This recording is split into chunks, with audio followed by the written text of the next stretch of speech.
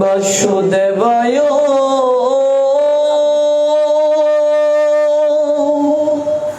ওম নমো ভগবতে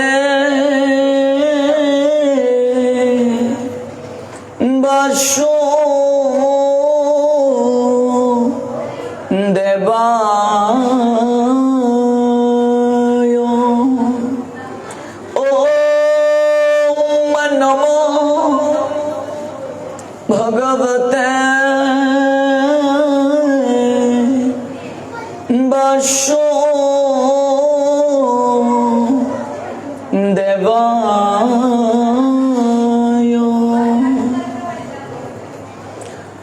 যস্য প্রসাদা ভগবত প্রসাদ যস্য প্রসাদাৎ নগতি কুতপি ধ্যেয়ং স্তুবং স্তস্যু যশ শ্রী সঙ্গম বন্দে গুরু শ্রী চরণার বিন্দম নমঃ বিষ্ণুপাদায় রাধা পৃষ্ঠায় ভূতলে শ্রীমতে ভক্তি প্রপন্ন জ্যোতি স্বামী তিনমিনে নমো আচার্য পদায় দৈন্যভূষণ মুকুট মনে গুরু করুণামৃতয়ে ক্ষমা দৈর্য শিরোমণি নমঃ শ্রীমতে ভক্তি কুসুম শ্রমণায় বৈ বিষ্ণুপাদায় দেবায় কৃপা বেদয়ে নমো নমঃ শ্রী গৌরী করুণামূর্তি কৃপা পূর্ণ কলেবর শ্রী ভক্তি কুসুমং বন্দে রাধা কুঞ্জ নিবাসিনম নমঃ বিষ্ণুপাদায় কৃষ্ণ প্রেষিতায় ভূতলে শ্রীমতে ভক্তি সিদ্ধান্ত সরস্বতী তিনমিনে নমো গৌরী কিশোরায় সাক্ষাৎ বৈরাগ্য মূর্তয়ে বিপ্রলম্বর শম্ভুদে পাদাম্বুজায়তে নমঃ নমো ভক্তি বিনোদায় সচ্চিদানন্দ নামিনে গৌর শক্তি স্বরূপায় রূপানুগবরায়তে শ্রী গৌরবিলি ভাব ভূমেস্তং নির্দেষ্টা সজ্জন প্রিয় বৈষ্ণবে সার্বভৌম শ্রী জগন্নাথায়তে নমঃ আনন্দ লীলাময় বিগ্রহায় হেমাবু দিব্য ছবি সুন্দরায় তস্मै মহাপ্রেম রস প্রদায় চৈতন্য চন্দ্রায় নমো নমস্তে নিত্যানন্দ নমস্তুভ্যাং প্রেমানন্দ প্রদায়িনে কলৌ কল্মষনাশায় জাহ্নবাপতয়ে নমঃ শ্রী অদ্বৈত নমস্তুভ্যাং কলি জন কৃপা নিদে গৌর প্রেম প্রদানায় শ্রী সীতাপতয়ে নমঃ গদাধর মোহন বন্দে মাধবাচার্য নন্দন মহাভাব স্বরূপ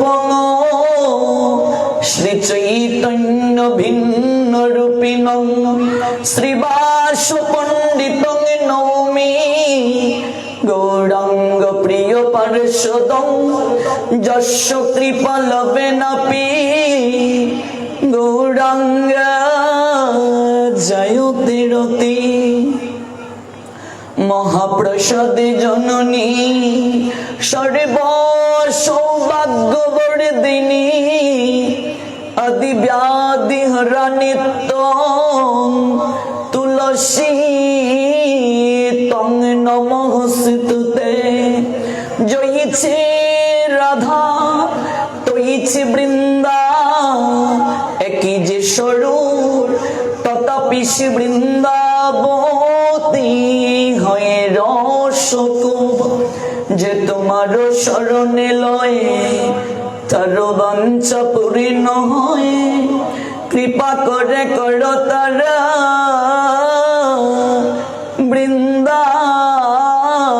বৃন্দাবনবাসী নমনলিন নেত্রায় বেণুবাদ্য বিনোদিনে রাধাধর সুদাপান শালিনে বনমালিনে কুঙ্কুমাত্ত কাঞ্চনাজ গর্ভহরি গৌরবা পিতনাঞ্চিতা জগন্ধ কীর্তি নিন্দি সৌরবা বল্লভে শুশুনু সর্ব বাঞ্ছিতার্থ সাধিকা মজ্জমাত্ম পদ পদ্ম দাস্য দাস্ত রাধিকা শ্রীরূপী শ্রী সনাতন ভট্ট রঘুনাথ শ্রীজীবী গোপাল ভট্ট দাস রঘুনাথ আমি এই ছয় গোসাইর করি চরণ বন্দ যাহা হতে বিঘ্ন নাশ অবিষিত পুর আমি এই ছয় গোসাই করি চরণ বন্দ যাহা হইতে বিঘ্ন নাশ অবিষ্ট এই ছয় গোসাইর করি চরণ বন্দ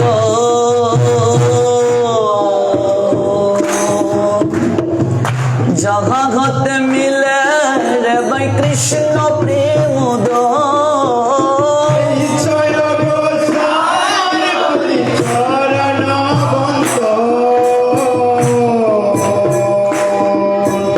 যাহা হইতে মিলে রে কৃষ্ণ প্রেম এই ছয় গোসাই জড়ময়ী তার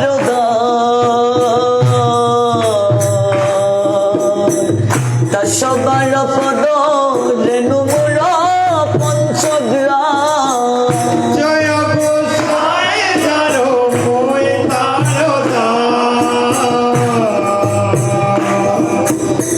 সবার পদ রেণু মোর পঞ্চগ্রাম তাদের চরণ সেবি ভক্ত শোনেবা জনমে জনমে রয়াই অবিলাস তাদের চরণ সেবি ভক্ত শোনেবা জনমে জনমে মোর এই অভিলাষ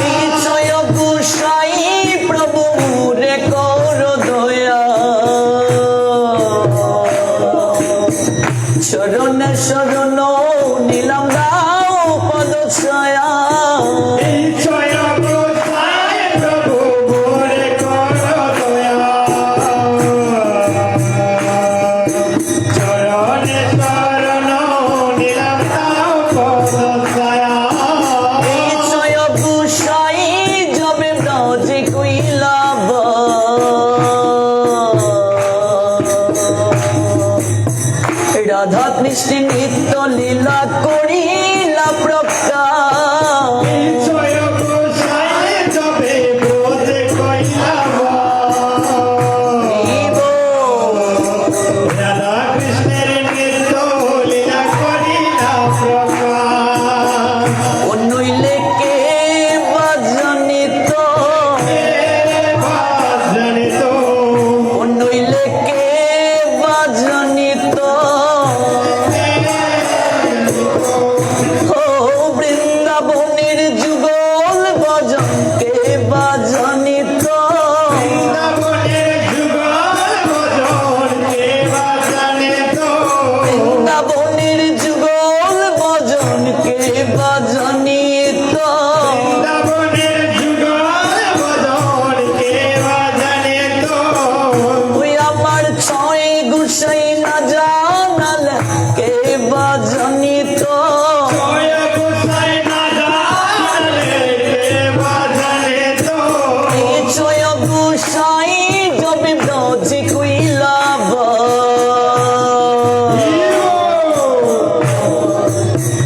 রাধা কৃষ্ণ নিত্য লীলা করিলা প্রকাশ জয় গোসাই যাবে ব্রজে কইলা রাধা কৃষ্ণের নৃত্য লীলা করিলা প্রকাশ ও মনির আনন্দে বলো হরি ভজ বৃন্দাব ও মনির আনন্দে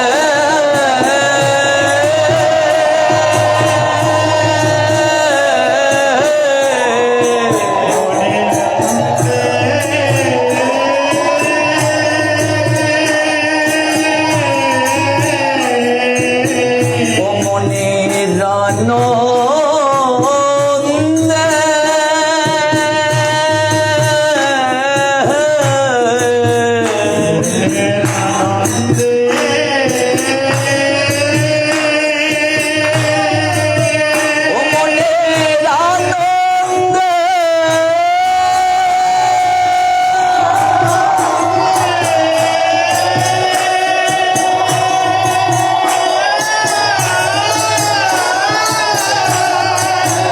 আনন্দে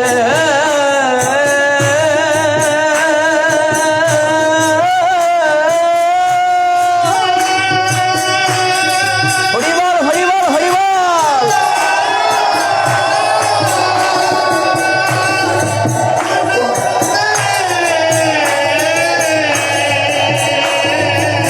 ও মনির আনন্দে বলো হরি ভজ বৃন্দাবন শ্রী গুরু বৈষ্ণব পদে মজাই আমন আনন্দে বলো হরি ভজ বৃন্দাবন গুরু বৈষ্ণব পদে বজাই যাব ও শ্রী গুরু বৈষ্ণব পদ পদ্ম পুরিয়া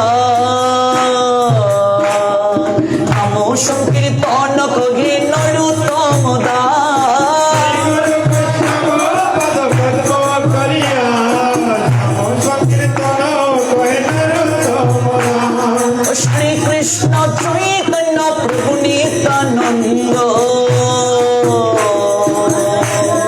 শ্রী অদ্বৈত গদাধর শিবাসদি গৌর ভক্তবৃন্দ কৃষ্ণ চৈতন্য প্রভু নিত্যানন্দ শ্রী অদ্বৈত গদাধর শিবাসাদি গৌর ভক্তবৃন্দ শ্রী কৃষ্ণ চৈতন্য প্রভু নিত্যানন্দ শ্রী অদ্বৈত গদাধর শিবাসদি গৌর ভক্তবৃন্দ কৃষ্ণ চৈতন্য প্রভু নিত্যানন্দ শ্রী অদ্বৈত গদাধর শিবাসাদি গৌর ভক্তবৃন্দ জয় শ্রী কৃষ্ণ চৈতন্য প্রভু নিত্যানন্দ শ্রী অদ্বৈত গদাধর শিবাসদি গৌর ভক্তবৃন্দ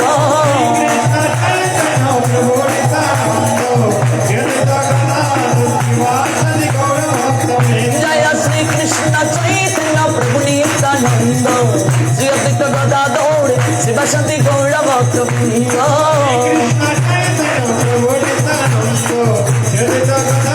Shiva Sri Gaura Krishna Hare Krishna Krishna Krishna Hare Hare Hare Rama Hare Rama Rama Rama Hare Hare Hare Krishna Krishna Krishna Hare Hare Hare Rama Rama Rama Hare Hare Hare Krishna Hare Krishna Krishna Krishna Hare Hare Hare Rama Hare Rama Rama Rama Hare Hare Hare Krishna Krishna Krishna Hare Hare Hare Rama Rama Rama Hare Hare Hare Krishna Krishna Krishna Hare Hare Hare Rama Rama Rama Hare Hare Hare Krishna Krishna Krishna Hare Hare Hare Rama Rama Hare Hare Hare Krishna Krishna Krishna Hare Hare Hare Rama Rama Rama Hare Hare Hare Krishna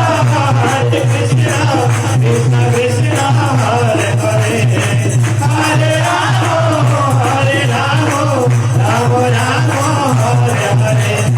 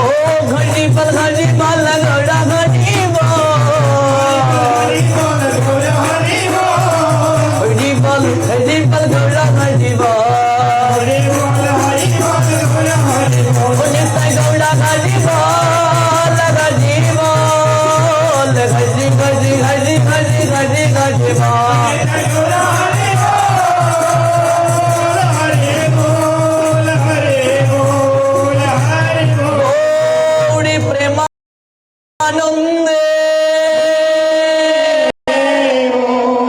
জয় জয় শ্রী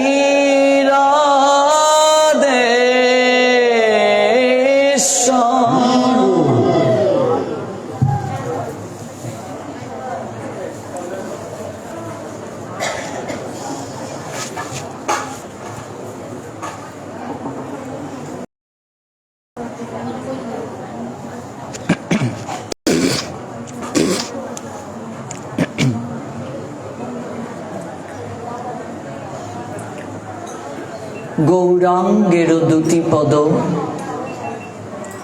যার ধন সম্পদ, সে জানে ভকতি রসসার। গৌরাঙ্গের মধুর লীলা, যার কর্ণে প্রবেশিলা, হৃদয় নির্মল ভেল তার। সমবেত অমৃত পিপাসু ভক্তমণ্ডলী, পরলোকগত পিতৃদেব উপেন্দ্র কুমার পাল এবং মাতৃদেবী রেখারানী পালের স্মরণে 7 দিন ব্যাপী উত্তম জলযোগ আয়োজিত গৌর কথা আস্বাদন যে মহাযজ্ঞানুষ্ঠানের আয়োজন করা হয়েছে, আস্থার প্রারম্ভিক রজনী। এই বেশ আসনে বসার বিন্দুমাত্র যোগ্যতাও আমার নেই। সাধন ভজনহীন মূর্খ কীটাণু কীট আমি। কেবলমাত্র ভক্ত আদেশকে রক্ষা করার আকিঞ্চনে আর একটি বিশেষ লালসাকে হৃদয় লালন করে আপনাদের চরণ তলে ছুটে এসেছি। সেই লালসাটা হচ্ছে কেবল আপনাদের চরণ কমলে কৃতজ্ঞতা পুষ্পাঞ্জলি নিবেদন করার জন্য। কারণ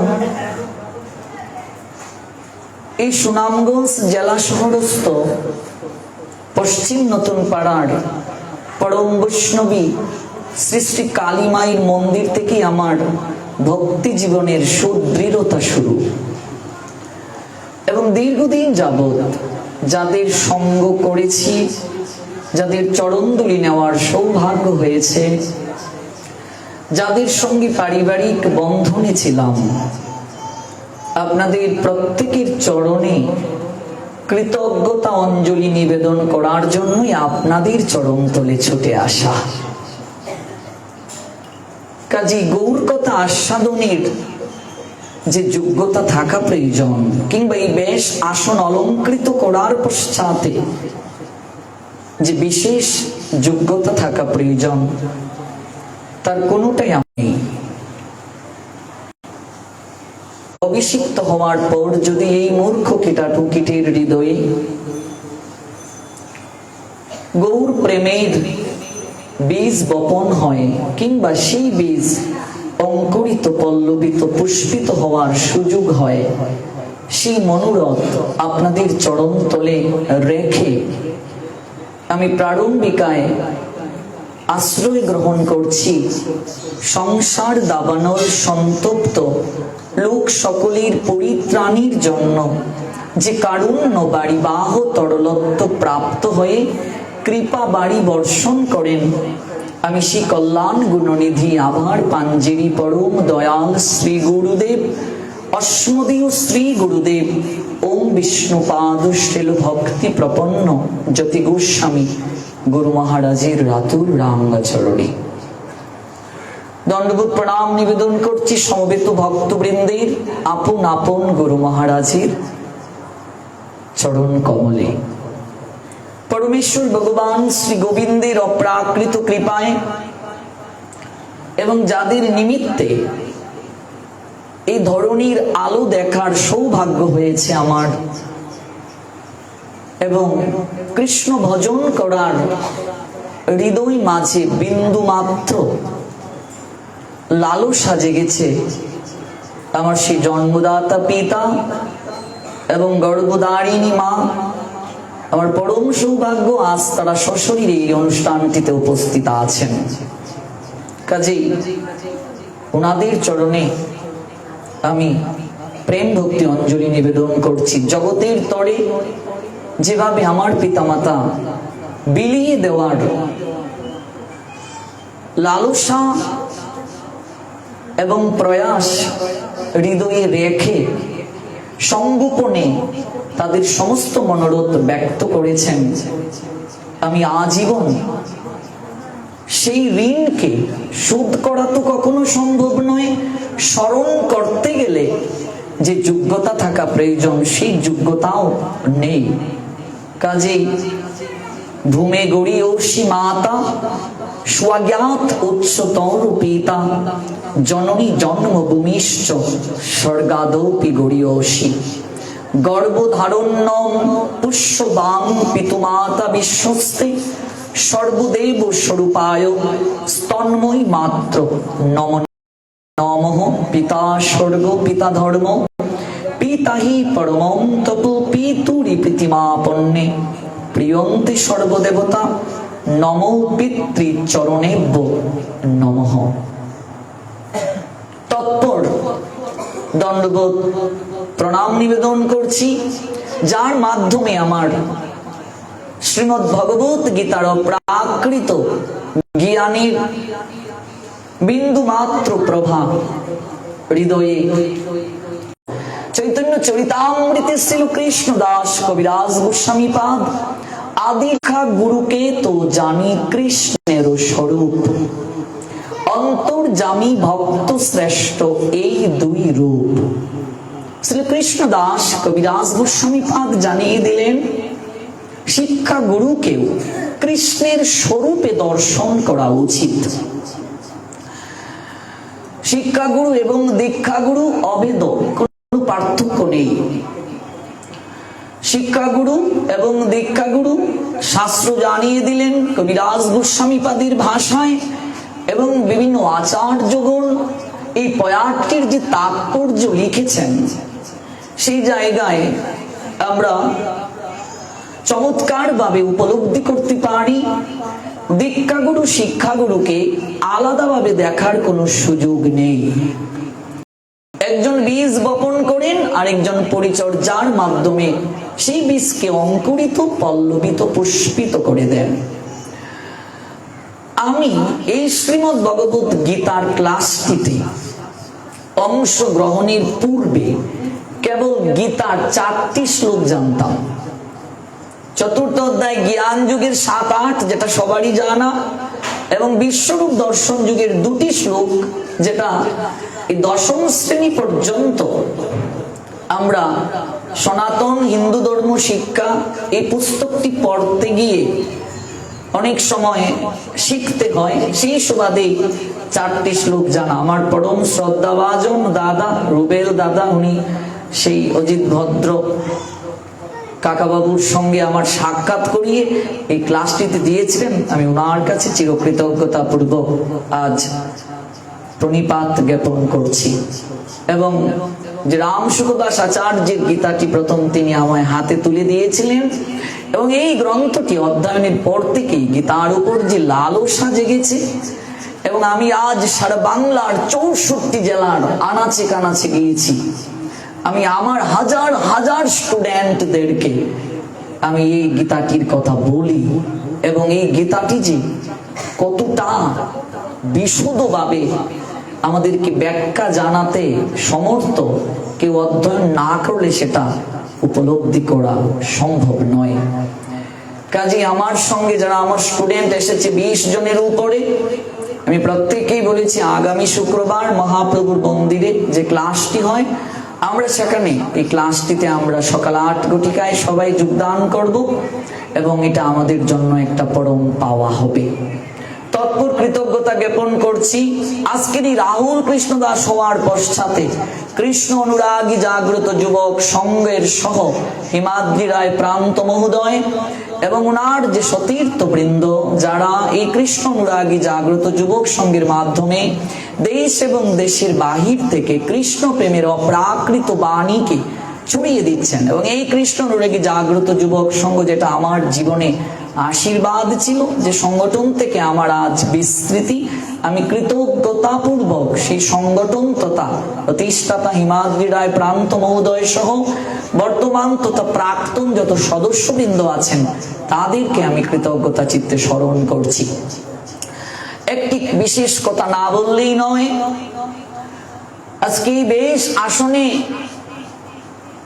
যে বসার গুরু দায়িত্বটি দেওয়া হয়েছে, আমি সর্বাগ্রে স্বীকার করেছি তার বিন্দু মাত্র যোগ্যতা নেই।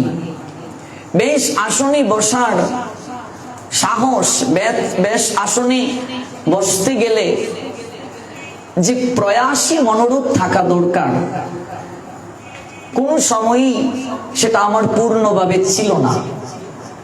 বিশেষ করে যে নামগুলো না বললেই নয়, আমাদের অজিত কুমার দাস শ্যামল মহোদয়, পরম শ্রদ্ধাভাজন জয় কুমার স্যার মহোদয়, যিনি দেহ রেখেছেন কনক রঞ্জন চক্রবর্তী, বহুদিন যাদের সঙ্গ করেছি এবং যার অবদান স্বীকার না করলেই নয়, পরলোকগত হরিশচন্দ্র মহাত্মন, ভগবান ওনাকে চরণে ঠাঁই দিন, যার বিশেষ অবদান রয়েছে এই সুনামগঞ্জে, যারা আলোচনা করছেন, যারা কৃষ্ণ ভক্তি যাজনে প্রয়াসী হচ্ছেন, এবং আরো অনেকেই দেহ রেখে চলে গিয়েছেন।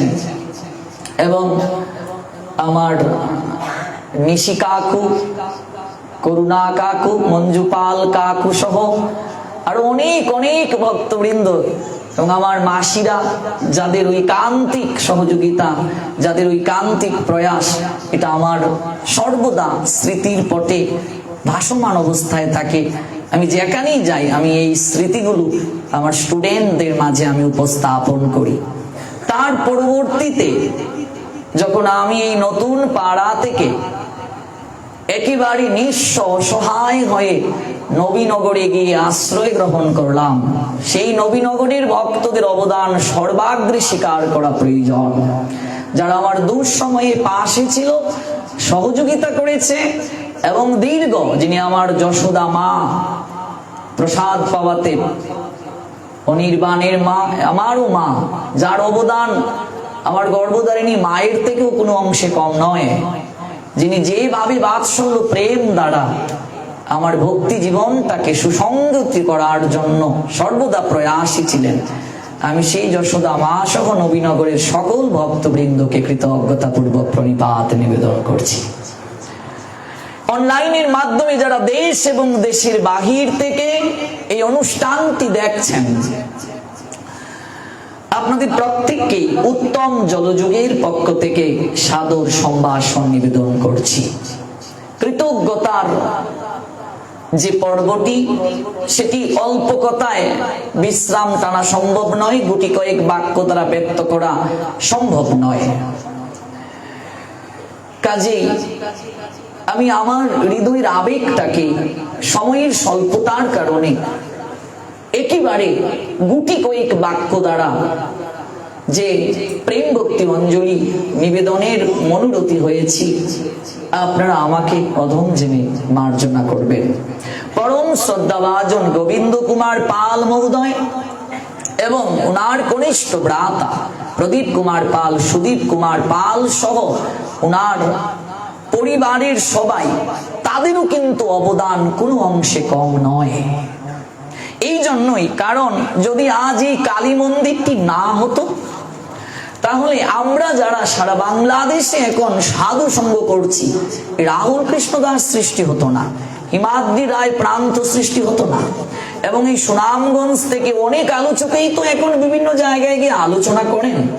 তার সম্পূর্ণ কৃতিত্ব, তার সম্পূর্ণ একটা আশ্রয়স্থল এই শ্রী শ্রী কালী মায়ের মন্দির। এই কালী মায়ের মন্দির যদি না থাকতো, এই মহাপ্রভুর মন্দির যদি না থাকতো, তাহলে আমরা কখনো এই জায়গা থেকে বের হয়ে সাধু সঙ্গ করার সৌভাগ্য আমরা পেতাম না। কাজে গোবিন্দ কাকু সন্তানের মতো দেখেছেন, ওনার সহধর্মিনী আমার কাকিমণি গুটি কয়েক বাক্য দ্বারা তার প্রশংসা করে তাকে খাটো করতে চাই না, বিন্দু মাত্র যার হৃদয়ে কোনো অহংকার নেই, একেবারে সাদাসিধে একটা গ্রামের ললনা, এত ঐশ্বর্য থাকার পরও যার বিন্দু মাত্র অহংকার হৃদয়ে স্পর্শ করে না। ওনার বাৎসল্য প্রেম এতটাই অপরিমেয় ছিল, প্রত্যেকটা পড়তে পড়তে আজ যদিও সুনামগঞ্জের বাহিরে আমার প্রোগ্রাম থাকে, মনে হয় এটা প্রবাস জীবন আমার ক্ষেত্রে, আজ যেন মনে হলো ঘরের ছেলে ঘরে ফিরে আসলাম। কাজে আমি প্রত্যেকটা জায়গা থেকে এই স্মৃতিগুলোকে বিশেষভাবে মনে করি এবং আমার হৃদয়ে এতটা রক্তকরণ হয়, পীড়া অনুভব হয়। আপনারা নিশ্চয়ই বুঝতে পেরেছেন, কিংবা আমার বোঝানোর কোনো ভাষা নেই। কাজে গোবিন্দ কাকু, ওনার সহধর্মিনী, আমি সর্বাগ্রে তাদের চরণ বন্দনা করছি এবং তার যে ছেলে মেয়ে ওরা সুস্থ থাকুক, সব সময় ওরা মানুষের মতো মানুষ হোক, কৃষ্ণ প্রেম ভক্তি লাভ হোক। প্রদীপ কাকু এবং সুদীপ কাকু এবং আমাদের যারা পিসি বৃন্দা, চঞ্চল রানী পাল, গীতা রানী পাল, শিকা রানী পাল, সীমা রানী পাল, শিউলি রানী পাল, ভবানী রানী পাল, মানি রানী পাল, যারা নিবেদিত এই ধর্মকে ছড়িয়ে দেওয়ার জন্য যে ক্ষেত্র মন্দির, এই মন্দিরের সেবায় এবং সাধু সেবায় তারা এতটাই নিবেদিত এবং এটা অনুসরণীয়। যারা হাজার হাজার ভক্ত দেশ দেশের বাহির থেকে শুনছেন, আমি তাদের পক্ষ থেকে আমন্ত্রণ জানাবো, আপনারা যে কোনো সময় আমাদের গৌরানা ঠাকুর অদ্বৈত আচার্য প্রভুর আবির্ভাব স্থান যখন দর্শন করতে আসবেন, আপনারা এই রাধাকৃষ্ণ মন্দির, কালী মন্দিরে এসে অবস্থান করতে পারেন। সেখানে ভক্তদের জন্য বিশেষ ব্যবস্থা আছে এবং ভগবান যেমন তাদেরকে ধন দিয়েছেন, মনকে অনেক বড় করে দিয়েছেন। আপনাদের সবাইকে আমন্ত্রণ। এই উত্তম জলযুগের প্রত্যেক সদস্যবৃন্দা, তাদের অবদান কোনো অংশেই খাটো নয়। এবার যে কথাটি আমার না বললেই নয়, আমার কাকু সুদীপ কাকু, যিনি তার এই বাইকে চালিয়ে আমাকে বিভিন্ন জায়গায় নিয়ে গেলেন এবং আজকে এত দূর হওয়ার এবং যাওয়ার পশ্চাতে উনার অবদানকে যদি আমি অস্বীকার করি তাহলে আমি অকৃতজ্ঞ সারা জীবন থেকে যাব।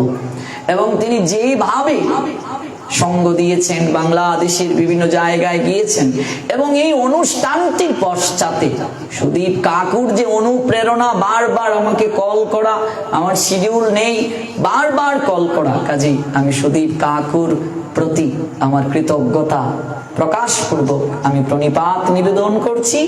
ভগবান ওনাকে সামনের দিকে আরো এগিয়ে নিয়ে যাক, কৃষ্ণ প্রেম ভক্তি হৃদয় মাঝে ছড়িয়ে যাক এবং আপনাদের সবাইকে, যারা বহু দূর দূরান্ত থেকে এই অপ্রাকৃত কৃষ্ণ কথা শ্রবণ করার নিমিত্তে এসেছেন, আপনাদের প্রত্যেকের রাতুল রাঙ্গা চরণে আমি বৈষ্ণব জ্ঞানে ভক্তিপূর্ণ প্রণাম নিবেদন করছি। নিতাই গৌর সীতানাথ প্রেমানন্দে, হরি হরি বল,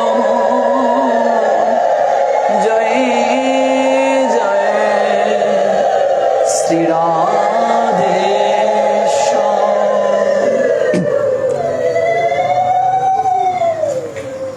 চৈতন্য চরিতামৃত আদি লীলা প্রথম পরিচ্ছেদ, শ্রীকৃষ্ণ দাস কবিরাজ গোস্বামী পাদ একটি চমৎকার পয়ারের মাধ্যমে আমাদের একটা বিশেষ তত্ত্ব জানিয়েছেন। এতক্ষণ এই বিশেষ কথাগুলো আমি কেন বললাম, এটা কবিরাজ গোস্বামী পাদের এই পয়ার দ্বারা আমরা উপলব্ধিতে আনয়ন করতে পারবো। কবিরাজ গোস্বামী পাদ গ্রন্থের প্রারম্ভিকাতেই বললেন, গুরু বৈষ্ণব ভগবান তিনের শরণ, তিনের শরণে হয় বিঘ্ন বিনাশন। বলছেন গুরু, বৈষ্ণব এবং ভগবান। ভগবানের কথাতে সরাসরি যাওয়ার জীবের কোনো অধিকার নেই। ভগবানের ভজনে সরাসরি যাওয়ার জীবের কোনো অধিকার নেই, কারণ সাধারণ জীব থেকে ভগবান অনেক উপরে, অনেক দূরে অবস্থান করেন।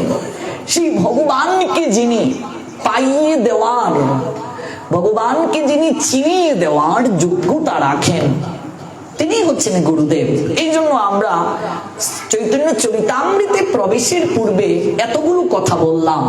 এই কথাগুলো না বলে যদি আমরা সরাসরি গ্রন্থে প্রবেশ করতাম তাহলে অপরাধ হয়ে যেত। গুরু চরণে, বৈষ্ণব চরণে, আর গুরু চরণে যদি অপরাধ হয়, বৈষ্ণব চরণে যদি অপরাধ হয়, তাহলে প্রেম ভক্তির যে বীজ, সেই বীজ কখনো অঙ্কুরিত, পল্লবিত, পুষ্পিত হয় না। গুরু, বৈষ্ণব, ভগবান তিনের শরণ। যদি কেউ আপনাকে প্রশ্ন করে আপনি কেমন আছেন, এবার আপনি উত্তর দেন ভালো আছি, কবিদাস গোস্বামী পাদের ভাষায় এই উত্তরটি যথাযথ নয়। আপনি যদি বলেন ভগবানের কৃপায় ভালো আছি, তাহলেও সেটা যথাযথ উত্তর হলো না শ্রী কৃষ্ণদাস কবিদাস গোস্বামী পাদের ভাষায়। যদি বলি গুরুদেবের কৃপায় ভালো আছি, তাহলেও সেটা যথাযথভাবে হবে না। কবিদাস গোস্বামী পাদ জানিয়ে দিলেন জীবের জীবনের সকল বিঘ্নতা ঘুচে যাবে যে মাধ্যমে, সেই মাধ্যমটি হচ্ছে গুরু, বৈষ্ণব, ভগবান। তিনকে যখন একই সূত্রে বাঁধা যাবে। এই জন্য কেউ যদি প্রশ্ন করে আমাকে আপনি কেমন আছেন, তাহলে আমার উত্তরটি হবে গুরু, বৈষ্ণব, ভগবানের কৃপায় ভালো আছি। তা না হলে হৃদয়ের মাঝে একটা অহংকার থেকে যায় যদি বলি ভালো আছি, কারণ জীব কখনো ভালো থাকতে পারে না। এই সংসারটা ভালো থাকার জায়গা নয়। কেউ আগুনে হাত দিয়ে যদি বলে আমার হাত পোড়াচ্ছে কেন, আমার তাপ কেন লাগছে, তাহলে সেটা সত্যি হাসির কথা। কারণ আগুনে হাত দিলে তো তাপ লাগবেই, আগুনে হাত দিলে তো আগুন পোড়াবেই। আগুনের ধর্মটাই তো হচ্ছে দহন করা। এই দুঃখময় সংসারে থেকে কেউ যদি বলে আমি কেন দুঃখ পাচ্ছি, আমি কেন কষ্ট পাচ্ছি, কেন আমাকে যন্ত্রণায় কাতরাতে হচ্ছে, তাহলে এটা পাগলির প্রলাপ বই কি আর কিছু নয়। কারণ এই সংসারটা দুঃখালয়, এখানে কেউ সুখী নেই। তাছাড়া এই সংসার আমাদের থাকার জায়গা নয়। বিচক্ষণ ব্যক্তি যারা, জ্ঞানী ব্যক্তি যারা, তারা উপলব্ধি করতে পেরেছেন এই সংসার প্রকৃতপক্ষে আমাদের থাকার জায়গা না। এই জগৎটা এজ ইট ইজ ভাবে আমাদের বসবাসের জায়গা নয়। আমরা এই সংসারে এসেছি মূলত শাস্তি লাভের জন্যই, শাস্তি প্রাপ্তির জন্যই সংসারে আসা। ভজন উপযোগী পূর্বজন্মের পুণ্যের প্রভাবে মনুষ্য দেহ প্রাপ্ত হয়েছি ওই শাস্তির আলোয় থেকে মৌকুফ করে সচ্চিদ আনন্দগণ নিত্য লীলাধামে যাওয়ার জন্য। কাজেই কেউ যদি বলে আমি ভালো আছি, তাহলে এটা তার সম্পূর্ণ বাতুলতা, অজ্ঞতা এবং এটা মূর্খতার প্রলাপ ব্যতীত আর কিছু হতে পারে না। এটা অহংকারের পরিচায়ক ছাড়া আর কিছু হতে পারে না। কবিদাস গোস্বামী পাদ চৈতন্য চরিতামৃতে আদি লীলার প্রথম পরিচ্ছেদের প্রারম্ভিকাতেই জানিয়ে দিলেন এই জগতের বিঘ্ন যদি কেউ বিনাশ করতে চায়, এই যন্ত্রণার কারাগার থেকে যদি কেউ মুক্তির সোপানে যেতে চায়, তাহলে প্রথমে কার চরণে তাকে আশ্রয় নিতে হবে, কাকে তার স্মরণ করতে হবে? বলছেন গুরু। গু মানে অন্ধকার, রু মানে আলো, যিনি জীব সকলকে অন্ধকার প্রকোষ্ঠ থেকে তারণ করে আলোর জগতের সন্ধান দিতে পারেন। গুরু কি মধ্যস্থ শক্তি, যিনি ভগবানের সঙ্গে আমাকে আপনাকে যুগসূত্র স্থাপন করে দেওয়ার জন্য যোগ্য স্থানে অধিষ্ঠিত হয়ে আছেন। আমি ভগবানের নিকটে যাব, ভগবানকে ডাকবো, ভগবানের সুপানে অগ্রসর হব সেই যোগ্যতা আমার নেই। গুরুদেব আমাকে চিনিয়ে দেবেন, হাত ধরে নিয়ে চলো পথ চিনি না। বাউল কবি বললেন, আমি হাত এগিয়ে দিয়েছি, ওই পরম দয়াল গুরুদেব আপনি কৃপা করে আমার হাতটাকে ধরে আমাকে পথ দেখিয়ে নিয়ে যান, আমি পথ চিনি না ওই জায়গায় যেতে। এই জন্য সর্বাগ্রে গুরু চরণাশ্রয় করা প্রত্যেক জীবের কর্তব্য। গুরু চরণে অঞ্জলি না দিয়ে যদি কেউ ভগবত কথা শ্রবণে মননে স্মরণে অগ্রসর হয়ে যায়, তাহলে চৈতন্য ভাগবতে ছিল বৃন্দাবন দাস ঠাকুর জানিয়ে দিলেন সেই অপ্রাকৃত তত্ত্বের কথা। আমারই ভজিবার যার আছে অভিলাষ, সে ভজুক আমার মঙ্গল প্রিয় দাস। মোর ভক্ত নাহি ভজে আমা বোঝে মাত্র, সেই দাম্ভিক কবু নয় মোর প্রসাদেরই পাত্র। আমার ভক্তকে যে ভজনা করে না, যে আমাকে ভজন করতে চায়, সে দাম্ভিক, সে মূর্খ, সে কখনো আমার প্রসাদ লাভ করতে পারে না, সে কখনো আমার কৃপা লাভে যত্নবান হতে পারে না। গুরুকে ব্যতি রেখে, বৈষ্ণবকে ব্যতি রেখে যদি কেউ সরাসরি ভগবানের নৈকট্যে যাওয়ার চেষ্টা করে, এই চৈতন্য চরিতামৃত থেকে আমরা জানতে পারি তার পক্ষে কখনো যাওয়া সম্ভব নয়। যেহেতু বিষয় নির্ধারণ করা হয়েছে গৌর কথা, আমি চৈতন্য চরিতামৃতের বাহিরে যাব না। চৈতন্য চরিতামৃত, চৈতন্য ভাগবত, চৈতন্য মঙ্গল, কৃষ্ণ কর্ণামৃত, চৈতন্য চরিতামৃত, তারপর মুরারি গুপ্তের কর্চা, স্বরূপ দামোদরের কর্চা, এই গ্রন্থের বাহিরে আমি কোনো কথা না বলার চেষ্টা করব মূল বিষয়টিকে আমরা সামনে রেখে অগ্রসর হওয়ার। এবং গৌর লীলা যেহেতু, গৌর কথা যেহেতু নির্ধারণ করা হয়েছে, গৌর কথার ভেতরেই থাকার চেষ্টা করব। কারণ গৌরকে নিয়ে, আমার মহাপ্রভুকে নিয়ে সামগ্রিকভাবে আমাদের সমাজে আলোচনা হয় না। একটা বিশেষ দায়বদ্ধতা থেকে এই সিলেট বিভাগে 7 দিন ব্যাপী গৌর কথার আন্দোলন শুরু করেছি এবং এখন সব জায়গায় শুরু হয়ে গেছে। এই জায়গা থেকে আসার পূর্বে, অর্থাৎ এই অনুষ্ঠানটিতে আসার পূর্বে, এই যে আমরা গন্ধেশ্বরী বস্ত্রালয় শ্রীমঙ্গল, সবচেয়ে বিরাট কাপড়ের দোকান, অনেক বড় ব্যবসায়ী, তারা 7 দিন ব্যাপী গৌর কথার আয়োজন করলেন। বিশাল ভাবে ধান খেতে প্যান্ডেল করে, অনলাইনে অনেকেই দেখেছেন, প্রত্যেক দিন 8 থেকে 10,000 ভক্তের প্রসাদের আয়োজন করা হয়েছে। মানুষ এখন গৌর কথা জানার জন্য, মহাপ্রভুকে জানার জন্য এতটা মনোরতি হয়েছে। এবং এই শ্রীমঙ্গলে পাটির পূর্বে ব্রাহ্মণবাড়িয়ার বিজয়নগর উপজেলায় 7 দিন ব্যাপী আমার গৌর কথা হলো। সিলেটে ওসমানীনগর উপজেলার তাজপুর গুপ্তপাড়ায় 7 দিন ব্যাপী গৌর কথা হলো। এবং এই সুনামগঞ্জ পাটের পরে ময়মনসিংহে আমার 7 দিন ব্যাপী মহাপ্রভুর উপর আলোচনা। ময়মনসিংহের পরে যশোরে 7 দিন ব্যাপী মহাপ্রভুর উপর আলোচনা। যশোরে শেষ হওয়ার পরে গাইবান্ধায় মহাপ্রভুর উপর 7 দিন আলোচনা। মহাপ্রভুর উপর সামগ্রিকভাবে কলিহত জীবকে আলোচনা শোনা দরকার। আমরা কলিহত জীব, আমরা কি পেয়েছি আর তার কতটা কদর করতে পেরেছি। 7 দিন ব্যাপী যারা নিয়মিত শ্রবণ করবেন, আজ প্রথম দিন, তাই একটু 8:30 বেজে গেছে। আগামীকাল থেকে আমরা ঠিক রাত 8 ঘটিকাতেই শুরু করব এবং ভোর 4:30 মঙ্গল আরতি এখানে হয় টাইম টু টাইম। আমরা আজও মঙ্গল আরতি করেছি। আশেপাশের ভক্তবৃন্দ যারা আছে, আমি সবার নিকটে অনুরোধ করব, আপনারাও যদি মঙ্গল আরতিতে অংশগ্রহণ করেন তাহলে আমরা ধন্যাতি ধন্য হব। যেহেতু আমাদের ভোর 3:30টায় ঘুম থেকে উঠতে হয়, আমরা যদি 10টায় প্রোগ্রামটা শেষ করতে পারি, প্রসাদ পেয়ে আমাদের বিশ্রামে যাওয়াটা আমাদের জন্য ভালো হয়। কারণ সময়টাকে গুরুত্ব দেওয়া প্রয়োজন। বৈষ্ণব সদাচার আমাদেরকে বলে সময়কে খুব বেশি গুরুত্ব দিতে হবে, অথবা অনেক রাত হয়ে গেলে ঘুমোতে যেতে দেরি হবে। আমাদের ভোর বেলার যে নিত্যকর্ম, সেই নিত্যকর্মে আমাদের ব্যাঘাত ঘটবে। তাই আমরা 8টাতেই শুরু করব এবং 10টায় শেষ করার চেষ্টা করব, যেন আমরা ঠিক সময় 3:30টায় ঘুম থেকে উঠতে পারি।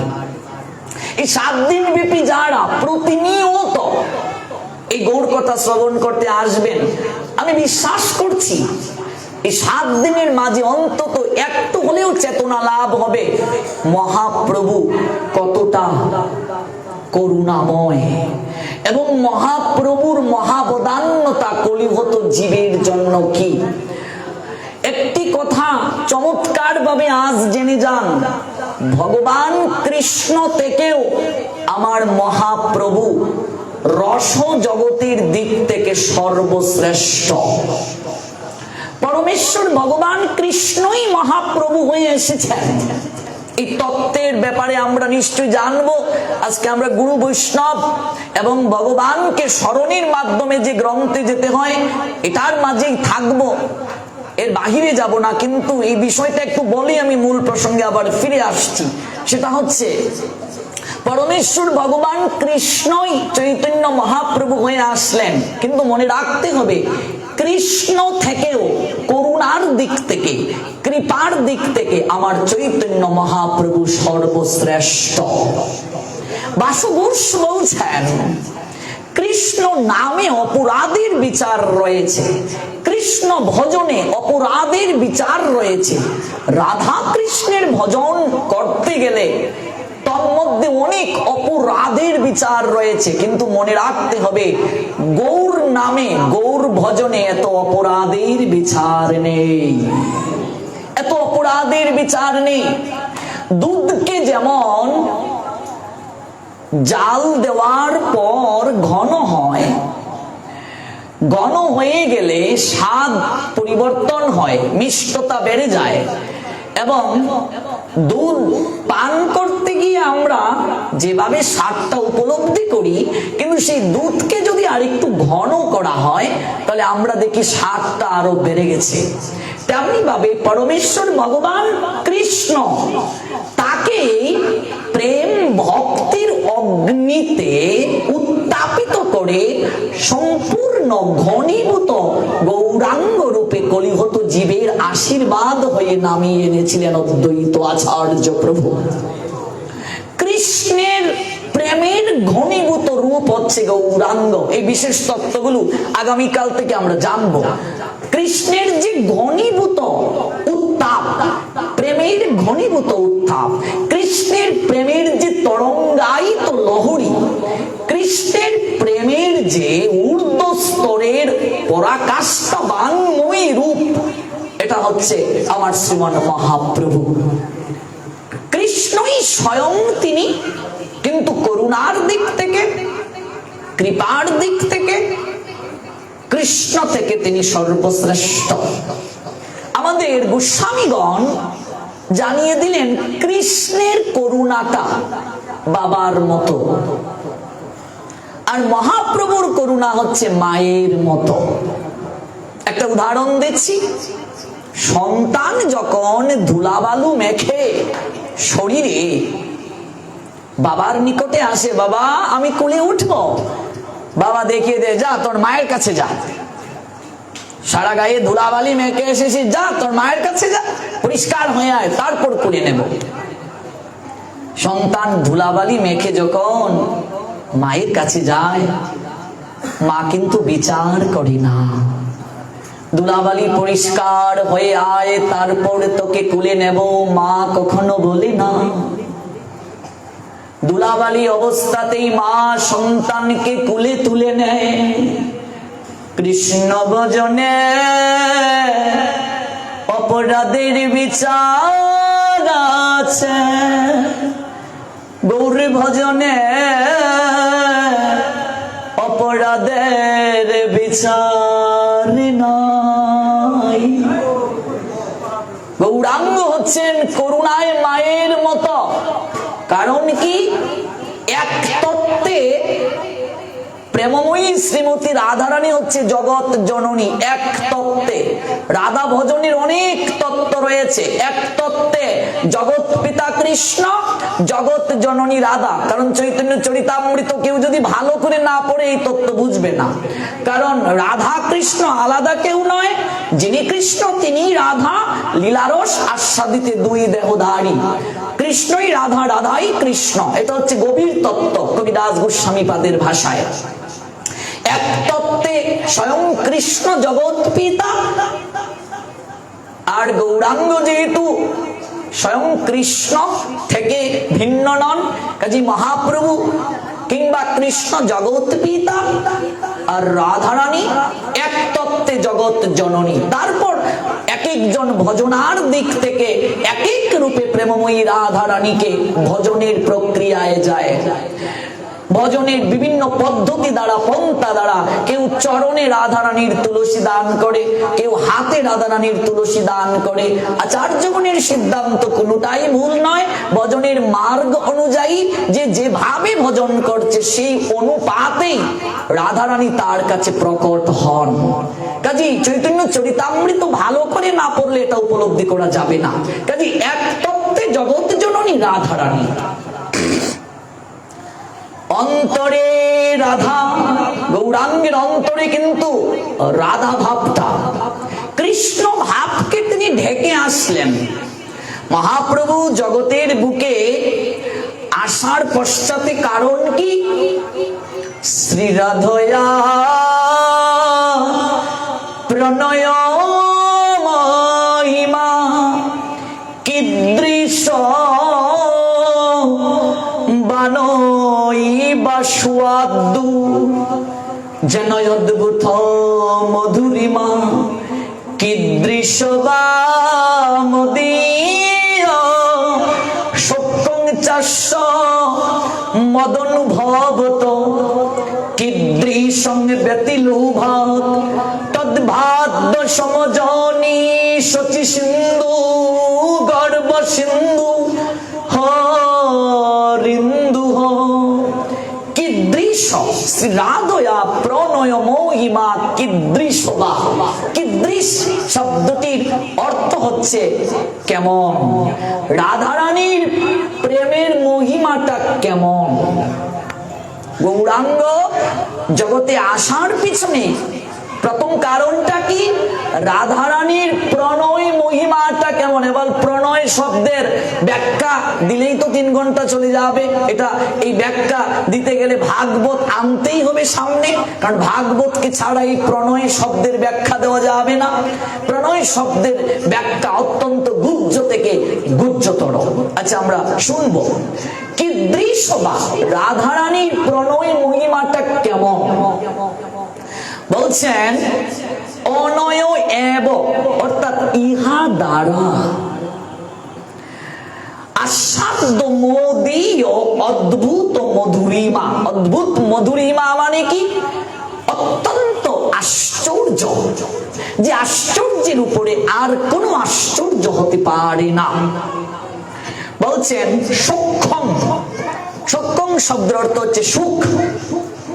তারপর বলছেন কীদৃশ বা ইতি লুভাত। লুভাত মানে হচ্ছে লোভ। গোবিন্দের হৃদয় মাঝে একটা লোভ জেগেছে। লোভটা কি? রাধারানীর প্রণয় মহিমাটা আমাকে উপলব্ধি করতে হবে। এবার রাধারানীর প্রণয় মহিমা যদি গোবিন্দকে উপলব্ধি করতে হয়, তাহলে গোবিন্দ তার নিজ সত্তা, নিজ ভাব, নিজ মানসিকতা যদি প্রকট রাখেন, এই ভাব দ্বারা তো রাধারানীর প্রণয় মহিমা তাকে উপলব্ধি করা সম্ভব নয়। কারণ রাধারানীর প্রণয় মহিমা, রাধারানীর হৃদয়িক বৃত্তি উপলব্ধি করতে গেলে তাকে রাধা ভাবে ভাবিত হতে হবে, রাধা সাজে সাজতে হবে, নইলে সেটা উপলব্ধি করা সম্ভব নয়। তো শ্রী রাধার প্রেমের মাহাত্ম্যটা কেমন? কৃষ্ণ গৌরাঙ্গ হয়ে আসার পশ্চাতে 3টা বাঞ্ছা। বাঞ্ছা মানে কারণ, 3টা ইচ্ছা। বাঞ্ছা ইচ্ছাও বুঝায়, কারণও বুঝায়, আকিঞ্চন বুঝায়, মনোরথ বুঝায়, এক একটা সমার্থক শব্দ। তো গোবিন্দের গৌরাঙ্গ হয়ে আসার পশ্চাতে 3টা বাঞ্ছা। রাধারানীর প্রেমের মাহাত্ম্যটা কেমন? যার দ্বারা প্রেমময়ী শ্রীমতী রাধারানী আমার অদ্ভুত মাধুর্যকে আস্বাদন করেন। সেই মাধুর্যটাই কেমন? ভগবানকে ভজন করতে গেলে যে ভাবগুলো দরকার, কি ভাব? শান্ত, দাস্য, সখ্য, বাৎসল্য, মধুর। যে যথা মাম প্রপদ্যন্তে তান্ততায় ভজামি অহম মম বর্ত অনুবর্তন্তে মনুষ্য পার্থ সর্বস্ব। যে আমাকে যেভাবে ভজনা করে আমি তাকে সেভাবেই পুরস্কৃত করি। তাহলে রূপ গোস্বামীপাদ তার ভক্তির রসামৃত সিন্ধু গ্রন্থে বললেন যেখানে কোন ভাব, ভাব মানে কি? ভাব শব্দের অর্থ হচ্ছে সম্পর্ক, ভাব শব্দের অর্থ হচ্ছে প্রণয়, ভাব শব্দের অর্থ হচ্ছে অনুরাগ, ভাব শব্দের অর্থ হচ্ছে ভালোবাসা, ইংলিশে যাকে বলে অ্যাডমায়ার। তাহলে যে যে ভাবে আমাকে ভজন করে, তাহলে কোন ভাব? পাঁচটা ভাব, শান্ত, দাস্য, সখ্য, বাৎসল্য, মধু। এখানে আরেকটি বিষয় না বললেই নয়, অনেকে এই শ্লোকটার অর্থ যথাযথভাবে উপলব্ধি করতে না পেরে ভুল ব্যাখ্যা দিয়ে থাকেন। অনেকে বলেন যে যেভাবে আমাকে ভজনা করার কথা বলছে, তাহলে আমি যদি মা কালীকেই কৃষ্ণ ভেবে ভজন করতে শুরু করে থাকি, মা দুর্গাকেই যদি কৃষ্ণ ভেবে ভজন করে থাকি, তাহলে কি হবে না? না, হবে না। কারণ আমাদের গোস্বামীগণের সিদ্ধান্ত যে পড়বে না, গোস্বামীগণের গ্রন্থ যদি কেউ না পড়ে, শাস্ত্রের কিছুই সে উপলব্ধি করতে পারবে না। আপনি যদি গোপাল চম্পু না পড়েন, তাহলে আপনি ভাগবতের কৃষ্ণ লীলা কিছুই বুঝবেন না, বোঝা সম্ভবই নয়। কারণ হচ্ছে রাধা গোবিন্দের লীলা নিয়ে আজকে যেভাবে বিকৃত করা হচ্ছে, আজকে সিরিয়াল গুলোতে যে কৃষ্ণ লীলা দেখানো হয়, এই কৃষ্ণ লীলাগুলো দেখা যেমন পাপ, দেখানোটাও পাপ হচ্ছে। কারণ যেখানে জীব গোস্বামীপাদ স্পষ্ট বলে দিলেন, গোবিন্দ যখন রাধারানীর সঙ্গে লীলাবিলাস করলেন, তার বয়স ছিল 9 বছরের কম, রাধারানীর বয়স ছিল 7 বছরের কম। রাধা গোবিন্দের লীলা যদি কেউ সেজেও দেখায়, নাটকও যদি কেউ করে, আমাদের গোস্বামী গুণের সিদ্ধান্ত হচ্ছে সেই রাধা কৃষ্ণের বয়স হবে, অর্থাৎ যে অভিনয় করছে সেই বালক বালিকার বয়স হবে, কৃষ্ণের বয়স হবে 9 বছরের কম, রাধা রানীর বয়স হবে 7 বছরের কম। 9 বছরের উপরে কোনো ছেলে যদি কৃষ্ণের চরিত্রে অভিনয় করে, আমাদের গোস্বামীগণের সিদ্ধান্ত হলো সেই লীলা দর্শন করা মহা অপরাধ হয়ে যাবে, অপরাধ হয়ে যাবে। রাধারানীর চরিত্রে কেউ যদি অভিনয় করে 7 বছরের উপরে, তাহলে এটা দর্শন করা অপরাধ হয়ে যাবে। এমন কি আমাদের গোস্বামীগণের সিদ্ধান্ত হচ্ছে সেজে গুজে যে কীর্তনের রাস দেখানো হয়, সেটাও গোস্বামীগণ অনুমোদন করেন নাই। বুঝতে হবে, আমরা 7 দিন ব্যাপী যখন শুনবো, তাহলে এই সরগোস্বামীপাদের বিভিন্ন গ্রন্থের রেফারেন্স থেকে আমরা এই বিষয়গুলো জানবো, তাহলে বুঝতে পারবো সঠিক বৈষ্ণবতা কি, চৈতন্য মহাপ্রভুর সঠিক ভাবাদর্শ কি। মহাপ্রভুকে না জানলে কৃষ্ণ বোঝা যাবে না, রাধারানীও বোঝা যাবে না, এটা পরিষ্কার। এই বিষয়টা আমাদের আচার্যগণ থেকে আমরা জানতে পারি। আজকে সিরিয়ালে যে রাধা কৃষ্ণের লীলা দেখানো হচ্ছে, সেখানে কৃষ্ণের বয়স কি 9 বছরের কম, রাধারানীর বয়স কি 7 বছরের কম, এবং সেখানে সিরিয়ালে রাধা কৃষ্ণের লীলাগুলোকে গ্রাম্য যুবক যুবতীর প্রেমের সঙ্গে যুগসূত্র স্থাপন করে গুলিয়ে ফেলেছে তারা, এবং সেখানে কৃষ্ণকে এমন একটা চরিত্রে তারা নিয়ে এসেছে যেখানে আয়ানের সঙ্গে রাধারানীর বিয়ে হচ্ছে আর কৃষ্ণ নয়নের জল ফেলছে। যেমন গ্রাম্য কোন যুবক ভালোবাসার পর যদি তার প্রেমিকাকে হারিয়ে ফেলে, সেই প্রেমিকা যদি অন্য কারো সঙ্গে বিয়ে হয়ে যায়, তাহলে সে যেমন ব্যর্থ হয়ে কান্না করে, কৃষ্ণও কান্না করছে। আর গানও রচনা করা হয়েছে, রাধা সবকিছুতে ছিলে মোর, ভাগ্যে ছিলে না তুমি। এই যে সহজিয়া ভাব দ্বারায়, জাগতিক পাণ্ডিত্য দ্বারা এই সিরিয়ালগুলো তৈরি করা হচ্ছে, এবং এগুলো দেখা সম্পূর্ণ অপরাধ, দেখা সম্পূর্ণ পাপ। মানুষের মাঝে বিকৃত একটা চেতনা জাগ্রত হচ্ছে, মানুষের মাঝে বিকৃত একটা রুচিবোধ তৈরি হচ্ছে। এবং মনে রাখতে হবে যে বিষয়টি আমি বারবার উপলব্ধিতে আনয়নের জন্য বলি, সেটা হচ্ছে রাধা কৃষ্ণের প্রেমের মাঝে বিন্দু মাত্র কামনা ছিল না, বিন্দু মাত্র মনোরথী হেতু ভাব ছিল না। রাধা কৃষ্ণের প্রেমটা সম্পূর্ণ দেহের উপরে। রাধা কৃষ্ণের মামি এই চেতনা নিয়ে আমরা দীর্ঘদিন যাবৎ আমাদের মনের মাঝে স্থাপন করে আসছি, যেটা শাস্ত্রের কোনো জায়গাতেই নেই, কোনো জায়গাতেই নেই। আমি আপনাদের কৃপাতে 18 পুরাণ সংগ্রহ করেছি, সমগ্র গোস্বামীগণের শাস্ত্রকে সংগ্রহ করেছি। আমরা একটা গবেষণা টিম বানানোর চেষ্টা করছি। আমার ফ্রান্সের এক ভক্ত, যিনি 2 লক্ষ টাকা দিয়েছেন গ্রন্থের জন্য, আমরা 4 লক্ষ টাকার গ্রন্থ ইতিমধ্যে সংগ্রহ করতে সমর্থ হয়েছি। আমাদের সনাতন ধর্মের এমন কোন গ্রন্থ নেই যে আমরা রাখবো না, প্রত্যেক গ্রন্থ রাখবো, এবং যে কোনো সময় যেন সকল প্রশ্নের উত্তর দেওয়া সম্ভব হয়। এই জন্য আদর্শ বৈষ্ণবতা যদি জানতে হয়, তাহলে আমাদেরকে গোস্বামীগণের সিদ্ধান্ত ব্যতি রেখে চলা যাবে না। এটা হচ্ছে প্রথম কথা।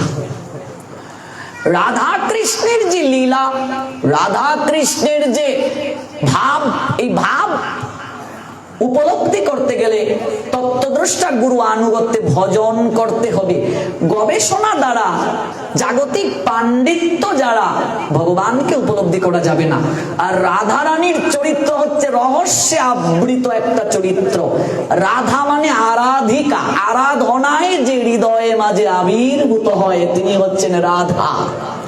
রাধা মানে একটা রহস্যে আবৃত চরিত্র। আপনি 18 পুরাণের কোন জায়গায় রাধা রানীর পুঙ্খানুপুঙ্খ বিস্তৃত ব্যাখ্যা নাই।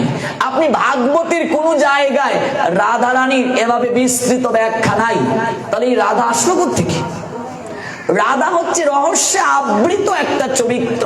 ভাগবত সরাসরি রাধাকে উপস্থাপন না করলেও কৌশলে রাধারানীকেই বুঝিয়েছেন। এটাই হচ্ছে গোস্বামীগণের সিদ্ধান্ত। আর গোস্বামীগণের গ্রন্থগুলো উপলব্ধি করলে আমরা সেটা পুঙ্খানুপুঙ্খ ভাবে জানতে পারবো। এই জন্য রাধাকে বুঝতে গেলে আরাধনা প্রয়োজন। আরাধিকায় রহস্যে আবৃত চরিত্র, হৃদয়ে মাঝে তিনি প্রকাশিত হন। কাজে আমি অনুরোধ করছি, সিরিয়াল দেখে কখনো আমাদের ধর্মকে যাচাইয়ের জন্য আপনারা চেষ্টা করবেন না। সিরিয়াল দেখে আমাদের ধর্ম এমন, রাধা কৃষ্ণের লীলা এমন, এগুলো যাচাই করাটা কিন্তু বাতুলতা, বই কি আর কিছু নয়। দেখবেন সিরিয়ালের প্রথমেই লেখা থাকে এই সিরিয়ালের প্রত্যেকটা চরিত্র কাল্পনিক, এর সঙ্গে বাস্তবের কোনো মিল নেই, এই লেখাগুলো থাকে। কাজে আজকে আমি যেহেতু ইয়াংদেরকে নিয়ে কাজ করছি, হাজার হাজার যুবক যুবতীদেরকে নিয়ে কাজ করছি, কলেজ ইউনিভার্সিটিতে পড়তে গিয়ে হাজার হাজার এরকম ছেলে মেয়ে প্রশ্নের সম্মুখীন হয় এবং তারা লাভ জিয়াদের করুণ ফাঁদে পড়ে তারপর তারা ধর্মান্তরিত হতে বাধ্য হচ্ছে। কারণ আমরা এমন একটা অবস্থানে পড়ে গেছি, আমরা ধর্ম সম্পর্কে কিছুই জানি না, আমাদের কোনো শিক্ষা প্রতিষ্ঠান নেই যেখানে গিয়ে আমরা জানতে পারবো। গ্রন্থ আমরা অধ্যয়ন করি না, আর গ্রন্থ সংগ্রহ করা যে কঠিন। বাংলাদেশে এক একটা গ্রন্থ ভারতের যে মূল্য 3 গুণ রাখা হয়। যেমন আমাদের হবিগঞ্জ বেদগড় একটা লাইব্রেরি আছে যেখানে সব গ্রন্থ পাওয়া যায়, কিন্তু ভারতের 3 গুণ মূল্য দিয়ে আমাদের এই গ্রন্থগুলোকে কিনতে হয়। একটা মহাভারতের দাম 47,000 টাকা বাংলাদেশের মূল্য। তাহলে একটা মহাভারতে 1 লক্ষের উপরে শ্লোক আছে, সমস্যা নেই, আমরা সংগ্রহ করে ফেলেছি। একটা রামায়ণের দাম কত? এত টাকা পাবে কোথায়? কার সাধ্য আছে কিনবে? আর কিনে পড়ার সময় কোথায়? কে পড়বে? আর পরে জানার পরে এগুলো জানানোর পরিবেশ কোথায়? কাজেই এটা সহজ নয়। গ্রন্থ আমরা পাচ্ছি না, আর গ্রন্থ পড়ারও কোনো পরিবেশ নেই, এবং গ্রন্থ অধ্যয়ন করতে গেলেও যে পূর্বজন্মের স্বীকৃতি প্রয়োজন সেটাও তো সবার নেই। যার কারণে আমরা লোকমুখে শুনে শুনে আমরা এগুলোকে বিশ্বাস করে আমাদের হৃদয়ে মাঝে ঠাঁই দিয়েছি রাধা কৃষ্ণের মা আমি বাংলা সাহিত্যে যেহেতু গ্রাজুয়েশন মাস্টার্স করেছি, আমি বাংলায় পড়তে গিয়ে শ্রীকৃষ্ণ কীর্তন কাব্য গ্রন্থটা পড়েছি, বড়ুচণ্ডী দাসের লেখা। উনি মধ্যযুগের একজন কবি ছিলেন। শ্রীকৃষ্ণ কীর্তন কাব্য কখনো আমাদের সনাতন ধর্মের প্রামাণিক গ্রন্থ নয়, এবং সেই শ্রীকৃষ্ণ কীর্তন যে কাব্যটা, ওই কাব্যটাই কেবল লেখা আছে রাধা কৃষ্ণের মামি, আর কোন জায়গায় আপনি পাবেন না। আরেকটা কথা এখানে মনে রাখবেন, পুরাণের কিছু কিছু অংশে, কিছু কিছু পুরাণ মধ্যযুগে ত্রয়োদশ শতাব্দীতে বিকৃত করা হয়েছে। কাজী পুরাণে কিছু কিছু শ্লোক অনুপ্রবেশ ঘটানো হয়েছে। এই জন্য পুরাণ শুধু পড়লে এটাকে প্রামাণিকতায় আনয়ন করা যাবে না। এত এত পুরাণ রচনা করেও কিন্তু কৃষ্ণ দ্বৈপায়ন বেদব্যাসের মনে কোনো শান্তি ছিল না। তাই তিনি সরস্বতী নদীর তীরে বসে ব্যতীত চিত্তে গুরুদেবকে স্মরণ করেছিলেন, এবং দেবর্ষি নারদ যখন আসলেন তখন তিনি তার হৃদয়ের দুঃখটাকে খুলে বললেন যে আমি এতই তো গ্রন্থ রচনা করেছি গুরুদেব, আমি নিজেই তো শান্তি পাচ্ছি না, তাহলে জগতের লোক কি করে শান্তি পাবে? তখন দেবর্ষি নারদ বলেছিলেন, দেখো তুমি এক এক পুরাণে এক এক কথা লিখেছো এবং এক এক পুরাণে এক একজনকে বড় করে তুলেছ। ব্যাসদেবের ইচ্ছেটা ছিল, যেহেতু তিন প্রক্রিয়ার মানুষ রয়েছে সমাজে, সাত্ত্বিক, রাজসিক, তামসিক, তাই তিন প্রক্রিয়ার ভাবধারাটাই সন্নিবেশিত করা। যেমন অন্ধকার আছে বলেই আলোর মূল্য, দুঃখ আছে বলেই সুখের মূল্য, কান্না আছে বলেই মানুষ হাসতে চায়, অসুর আছে বলেই সুরের মূল্য, তেমনি ভাবে সাত্ত্বিক, রাজসিক, তামসিক তিন প্রক্রিয়ার মানুষই জগতের বুকে আছে। তাই ব্যাসদেবের ধারণাটা ছিল তিন প্রক্রিয়ার ভাবধারার সমন্বয় সাধন করা, কিন্তু আমরা সেটা উপলব্ধি করতে না পেরে জগা খিচুড়ি বাদিয়ে দিয়েছি এবং ব্যাসদেব নিজেই শান্তি পান নাই। দেবর্ষি নারদের অহৈতুকী কৃপাতে অতঃপর তিনি অমল পুরাণ রচনা করলেন। অমল, মল মানে দোষ, অমল যার মাঝে কোনো দোষ নেই। 18টা পুরাণকে শোধন করে, মন্থন করে, অ্যাজ ইট ইজ উপসংহার সদৃশ শ্রীমৎ ভাগবত রচনা করা হলো। এই ভাগবতে 18,000 শ্লোক রয়েছে।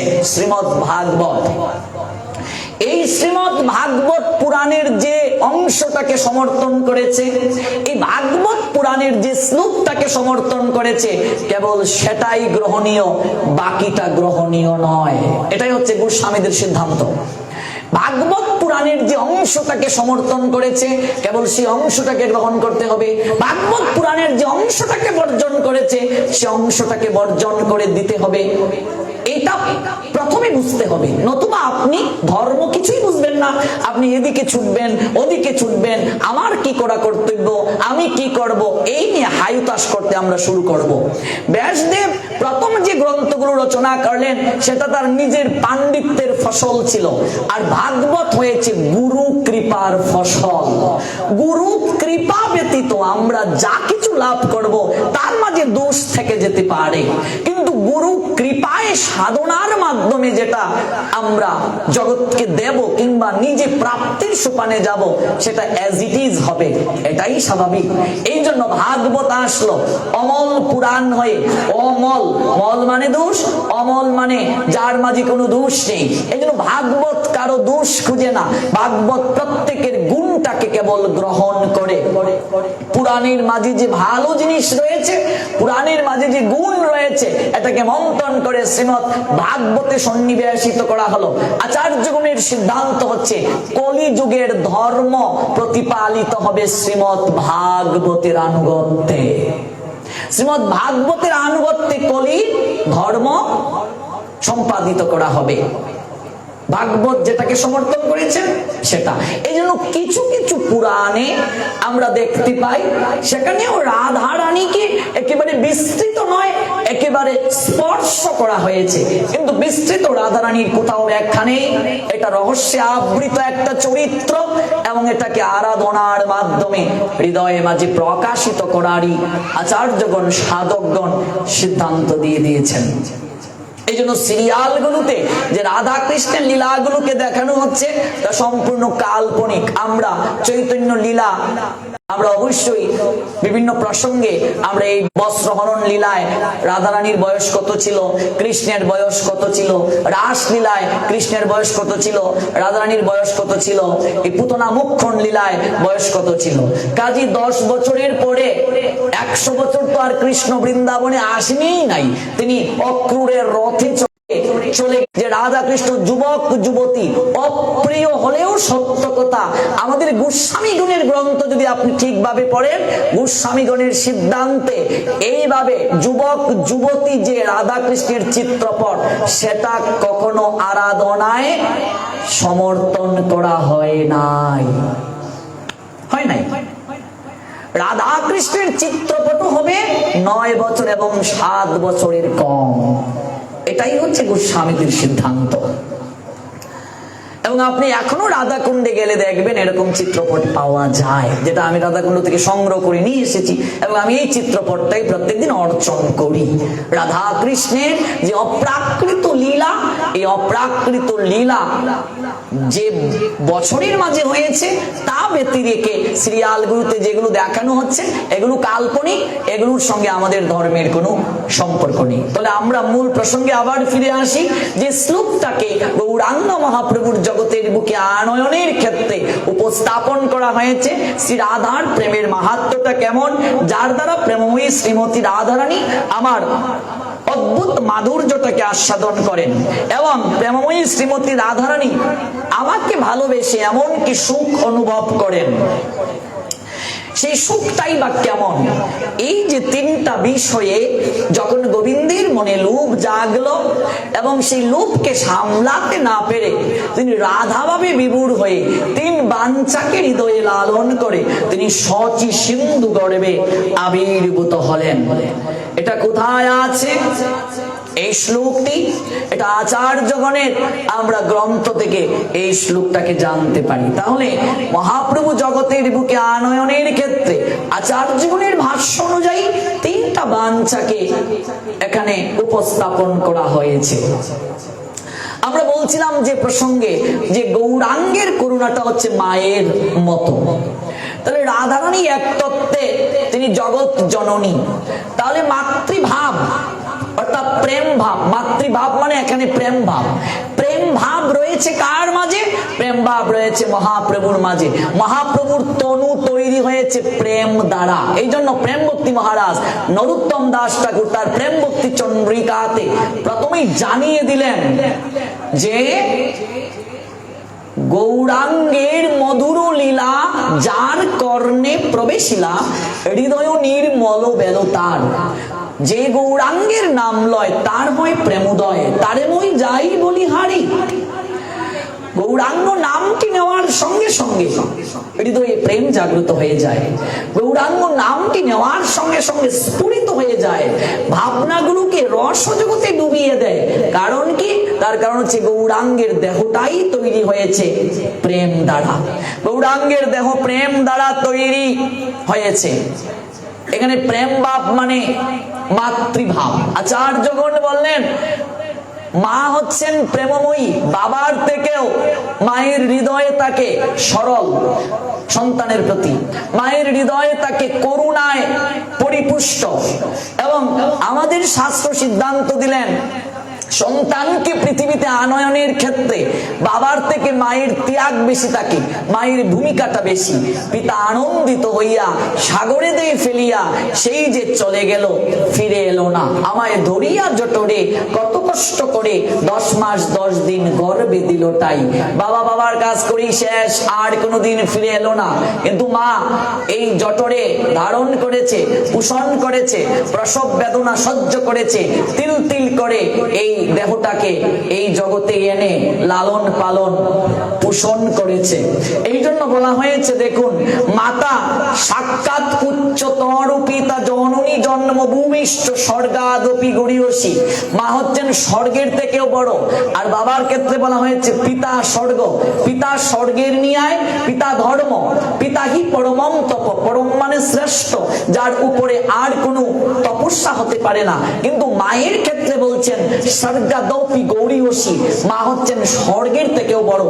বাবাকে প্রণাম দিলে সেই প্রণাম স্বর্গ পর্যন্ত পৌঁছে যায়, আর মাকে প্রণাম দিলে সেই প্রণাম বৈকুণ্ঠ পর্যন্ত পৌঁছে যায়। মাকে পরিক্রমা করলে বিশ্ব ব্রহ্মাণ্ড পরিক্রমা করা হয়ে যায়, তার যথার্থ প্রমাণ পার্বতী গণেশ আর কার্তিকের লীলায়। পার্বতী বলছিলেন বিশ্ব ব্রহ্মাণ্ডকে পরিক্রমা করে যে পূর্বে আসবে, রত্নমালাটা তার গলায় দেয়া হবে। এবার গণেশ কার্তিক দুজনেই বসে আছেন। কার্তিক ভাবলেন আমার বাহনটা যেহেতু ময়ূর, আমি আগে বিশ্ব ব্রহ্মাণ্ডকে পরিক্রমা করে আসবো। কার্তিক বেরিয়ে পড়লেন, আর গণেশ তিনি ভাবলেন আমার মাই তো আমার কাছে বিশ্ব ব্রহ্মাণ্ড। তাই দেবী পার্বতীকে প্রণাম দিয়ে তিনি পরিক্রমা করলেন। দেবী পার্বতী রত্নমালাটা তার গলায় পরিধান করিয়ে দিয়ে কুলের মাঝে নিয়ে বসে আছেন। আপনারা জানেন কিনা গণেশ আর কার্তিক কখনো একসঙ্গে কৈলাসে থাকতে পারেন না, তার পিছনে একটা লীলা আছে। আপনি যদি পুরাণগুলো পড়েন তাহলে সেইগুলো জানতে পারবেন, আমরা এই প্রসঙ্গে যাচ্ছি না। সেই কার্তিক এসে বলছেন মা, মাতৃ হৃদয়ে তো কোনো পক্ষপাতিত্ব নেই, তাহলে গণেশের গলায় কি করে রত্নমালাটা দেয়া হলো? গণেশ কি করে আমার আগে বিশ্ব ব্রহ্মাণ্ডকে পরিক্রমা করে আসলো? মা তখন বলছেন পুত্র, তোমার এই জ্ঞানটা হয় নাই। গর্ভধারিণী মাকে যদি কেউ প্রণাম দেয়, পরিক্রমা করে বিশ্ব ব্রহ্মাণ্ডকে তার পরিক্রমা করা হয়ে যায়। তাহলে মা স্বর্গাদপি গৌরীয়সী, প্রেমে বাৎসল্যে মমতায় পিতা থেকে মা শ্রেষ্ঠা সন্তানের জীবনে। আচার্যগণের ভাষ্য, কৃষ্ণের মমতা, কৃষ্ণের অনুরাগ, কৃষ্ণের কৃপা, কৃষ্ণের করুণা, বাবার নিয়ায় কৃষ্ণের প্রেম বিতরণটা 84 ক্রোশ ব্রজমণ্ডলের মধ্যে সীমাবদ্ধ ছিল। ঢালাও ভাবে পরমেশ্বর ভগবান কৃষ্ণ এই প্রেম বৃন্দাবনের বাহিরে তিনি বিতরণ করতে পারেন নাই। কৃষ্ণ লীলায় একটা সীমাবদ্ধতা ছিল, যে সীমাবদ্ধতার কারণে 84 ক্রোশ ব্রজমণ্ডলের বাহিরে ওই প্রেম অকাতরে দান করা সম্ভব হয় নাই। কিন্তু সেই কৃষ্ণ রাধা ভাবে বিভোর হয়ে যখন গৌরাঙ্গ হয়ে আসলেন, এবং ওই প্রেম বিতরণে তাকে পাত্র অপাত্র বিচার করতে হয় নাই। অন্যান্য যুগে ভগবান অস্ত্র ধারণ করেছিলেন। কৃষ্ণ পিসিকে কথা দিলেন শিশুপালের মাকে, কারণ কুন্তিরা 5 বোন ছিলেন, তন্মধ্যে 1 বোন হচ্ছে শিশুপালের মা। এগুলো একদিন বিস্তারিত জানাবো। শিশুপালকে রক্ষার জন্য কৃষ্ণ কথা দিলেন শিশুপালের মাকে 100টা অপরাধ তিনি ক্ষমা করে দেবেন। 100 যখন বৃদ্ধি পেয়ে গেল, তার মস্তকটাকে তিনি ছেদন করে নিলেন। তাহলে দেখুন 100 অপরাধের বেশি হওয়ার কারণে শিশুপালের মস্তক ছেদন করা হলো। আর জগাই মাদাইয়ের পাপ অপরাধ লিখতে লিখতে 7টা গোডাউন ভরে গেল। সমস্ত পাপের লিপিবদ্ধের খাতা মুহূর্তের মাঝে সাদা হয়ে গেল গৌরাঙ্গের অপ্রাকৃত নামের কৃপায়। পার্থক্যটা দেখুন। আমরা মহাপ্রভুকে যে নিয়ে জানবো, আমরা যে গৌর কথা শুনবো, আগে গৌরের অপ্রাকৃত রসতত্ত্বটা তো উপলব্ধি করতে হবে, নইলে তো আমরা এটা উপলব্ধির স্তরে আনতে পারবো না। যে দ্রৌপদী এক হাতে ভগবানকে ডেকেছিলেন, বস্ত্র প্রাপ্তির আর্তনাদ জানিয়েছিলেন, ভগবান তাকে বস্ত্র দেন নাই, সমর্পণের অভাব বলে 2 হাত তুলে যখন বস্ত্র চাইলেন, তখন ভগবান তাকে অনন্ত আকারে বস্ত্রের মাঝে নিজেকে সৃষ্টি করে দ্রৌপদীর লজ্জাকে নিবারণ করিয়েছিলেন। অথচ সেই ভগবান কৃষ্ণ যখন গৌরাঙ্গ হয়ে আসলেন, ভক্ত 2 হাত তুলে ভগবানের কাছে আত্মসমর্পণ করার পূর্বে আমার শ্রীমন মহাপ্রভু দেখুন হাত তুলে আছেন। ভক্ত ভগবানের কাছে আত্মসমর্পণ করার আগে ভগবান 2টো হাত তুলে সর্বদা প্রস্তুত আছেন। ওরে, আমি সর্বদা হাত তুলে আছি, একটিবার যদি আমার দিকে ফিরে তাকাস, আমি তোদেরকে কুলে নিতে প্রস্তুত আছি। হাত তুলে আছেন মহাপ্রভু। পঞ্চতত্ত্বের মাঝে দেখবেন মহাপ্রভু হাত তুলে আছেন, নিত্যানন্দ হাত তুলে আছেন, গদাধর হাত তুলে আছেন। এই হাত তোলা মানে কি? ভগবান যেন আজকে বলছেন, ওরে আমি ভগবান হয়ে হাত তুলে তোদের কাছে সমর্পিত, তোরা একবার শুধু মুখে হরি বল। যে দ্রৌপদী প্রথম সমর্পণ ঠিকভাবে করেননি বলে ভগবান তাকে কৃপা করেননি, অথচ সেই ভগবান রজকের কাছে গিয়ে অনুনয় করলেন। রজক যখন কাপড় খাচ্ছে, মহাপ্রভু গিয়ে বললেন, ওরে রজক, একবার মুখে হরি বল। রজক বলছে, আমার এক গাদা কাপড় পড়ে আছে, আমি এক গাদা কাপড় খাচ্ছবো না হরি নাম করব, আমার তো সময় নেই। মহাপ্রভু বললেন, ওরে সংসারে সবাই বলে সময় নেই, রজক তুইও বলছিস সময় নেই? ওরে হাত দ্বারা না কাজ করবি, কিন্তু মুখ দ্বারা তো কিছু করছিস না। হাতে করো গৃহকর্ম, মুখে বলো হরি, মুখ দিয়ে হরি নাম কর, একবার হরি বল। রজক বলছে, না না, রাজার কঠোর আদেশ রয়েছে, বাইজির কাপড়ও রয়েছে এখানে অপবিত্র, শীঘ্রই আমাকে এগুলো খেচে পাঠিয়ে দিতে হবে।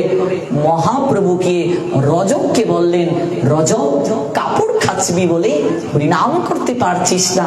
রজক, আমি যদি তোর কাপড়গুলো খেচে দেই, তুই কি একবার বদনে হরি বলবি? ওরে রজক, আমি যদি তোর কাপড়গুলোকে খেচে দেই, যে ভগবানের নিকটে এক হাত তুলে দ্রৌপদী আত্মসমর্পণ করেছিল বলে ভগবান বস্ত্র দান করেননি, আর আমরা সেই ভগবানকে কলিযুগে দেখলাম, ভক্ত ভগবানের কাছে যাওয়ার আগে ভগবান যেচে যেচে সেদে সেদে গিয়ে বললেন, আমি তোর সকল কাজ করে দেব, একবার শুধু তুই মুখে হরি বল। এই হলো কৃষ্ণ এবং গৌরের রসতত্ত্বের পার্থক্য, খুব অল্প কথায়। আজকে প্রথম রজনী, আমি দীর্ঘায়িত করব না, আমি এই বিষয়টাই বললাম, কৃষ্ণ থেকে গৌরাঙ্গ সর্বশ্রেষ্ঠ, এমন করে হাজার হাজার শাস্ত্রে উদাহরণ আমাদের দিয়েছেন।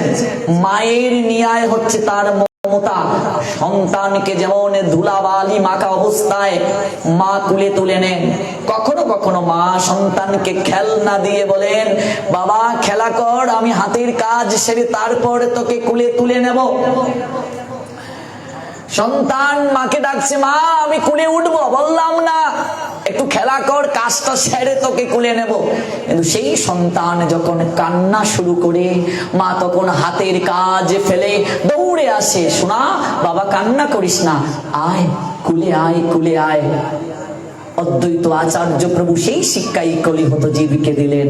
কলিহত জীবীর আর কোনো সম্বল নেই, কেবল নয়নের জল আর বদনে কেবল কৃষ্ণ নাম। সন্তান কান্না করলে মা যেমন হাতের কাজ ফেলে দৌড়ে এসে তাকে কুলে নেন, কলিহত জীব যদি কৃষ্ণ নাম করে এমন করে আমরা কাঁদতে পারি, মাতৃভাব নিয়ে, মমতার পরাকাষ্ঠা রূপ নিয়ে গৌরাঙ্গ সর্বদা প্রস্তুত আছেন আমাদেরকে কুলে তুলে নেয়ার জন্য। থেকে গৌরাঙ্গ করুণার দিক থেকে সর্বশ্রেষ্ঠ, এমনকি কৃষ্ণের জন্মাষ্টমী থেকেও মহাপ্রভুর আবির্ভাব তিথি কোটি কোটি কোটি গুণ শ্রদ্ধা এবং অনুরাগের সহিত আমাদের করা প্রয়োজন। আজকে অতীব দুঃখের সঙ্গে বলতে হয় যে দোল পূর্ণিমায় মহাপ্রভু আবির্ভূত হয়ে এই তিথিকে আরো মহিমান্বিত করলেন। এই দোল পূর্ণিমার দিনে পর্যন্ত আমাদের বিভিন্ন মঠ মন্দিরে উপবাসের দিন ঢালাও ভাবে প্রসাদ বিতরণ করা হয়, অন্ন দান করা হয়। এটা সত্যিই কলিহত জীবের জন্য একটা লজ্জার এবং দুঃখের। আমরা এই বিষয়গুলো যখন গৌরাঙ্গের অপ্রাকৃত লীলার মাধ্যমে শুনবো, তখন আমরা নিজেরাই সিদ্ধান্ত নেব আমাদের কি করণীয়। যে পয়ারটি দিয়ে শুরু করেছিলাম চৈতন্য চরিতামৃতের আদি লীলার প্রথম পরিচ্ছেদ থেকে ছিল কৃষ্ণ দাস কবিরাজ গোস্বামী পাদের বাসায় গুরু বৈষ্ণব ভগবান, তিনের শরণ, তিনের শরণে হয় সর্ববিঘ্ন বিমোচন। যে গুরুকে পাশ কাটিয়ে, বৈষ্ণবকে পাশ কাটিয়ে ভগবানের কাছে কখনো যাওয়া সম্ভব নয়। রঘুনাথ দাস গোস্বামী পাদ চেয়েছিলেন, তিনি দুবার সংসার ত্যাগ করেও অদ্বৈত লীলা নিকেতনে গিয়েছিলেন, কিন্তু সেই জায়গাতেও ফিরিয়ে দিয়েছিলেন মহাপ্রভু রঘুনাথ দাস গোস্বামী পাদকে। কতবার চেষ্টা করলেন সংসার ছাড়ার, 10 জন পাহারাদার দিয়ে তাকে আটকে রাখা হলো। অবশেষে নিত্যানন্দ কৃপায়, স্বরূপ দামোদরের কৃপায় তিনি গৌরাঙ্গ চরণ পেলেন। এখানে নিত্যানন্দ হচ্ছেন অভিন্ন গুরু তত্ত্বের আধার।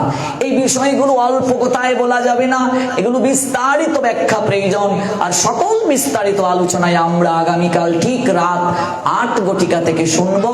এবং আজ যেহেতু প্রথম রজনী একটু দীর্ঘ হয়ে গেছে, আপনারা অনেকেই অনেক দূরে যাবেন, 10টা 11 আমরা আর দীর্ঘায়িত করব না। আমাদের ভোরবেলা মঙ্গল আরতিতে উঠতে হবে।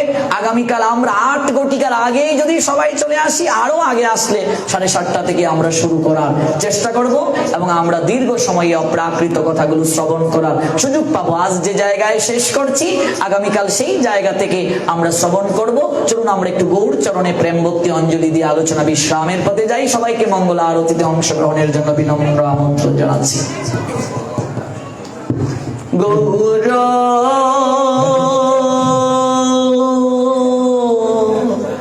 গৌর গৌর হরে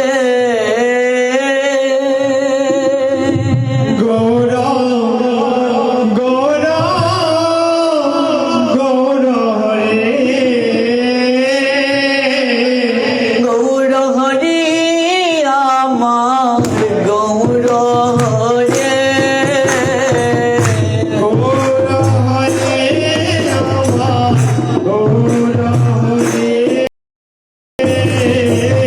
গৌর বাবারে খারাপ হলো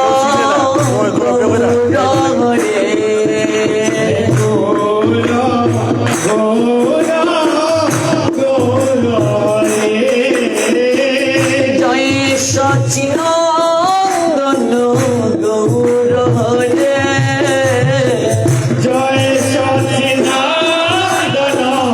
গৌর হরে জয় সচিনন্দন গৌর হরি জয় সচিদানন্দ গৌর হরে গৌর গৌর গৌর রে গৌর গৌর গৌর হরে জগন্নাথের নন্দন গৌর হরি জগন্নাথের নন্দন গৌর হরে জগন্নাথের নন্দন গৌর হরি জগন্নাথের নন্দন গৌর হরে গৌর গৌর গৌর রে